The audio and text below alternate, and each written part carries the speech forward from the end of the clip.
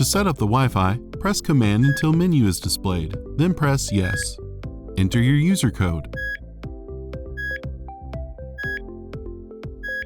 Press Command until Wi-Fi setup is displayed. Then press the Select key. There are 3 ways to connect your system to Wi-Fi: WPS, List, and Manual. For WPS, press the WPS button on your router.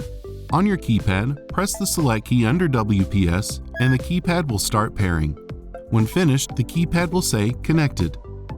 For List, press the Select key under List. The keypad will begin searching for all available Wi-Fi connections. Press the Command button to see which ones are available.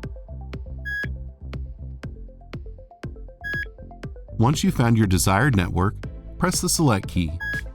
Enter your password, then press Command. The keypad will begin connecting, then say Connected when finished.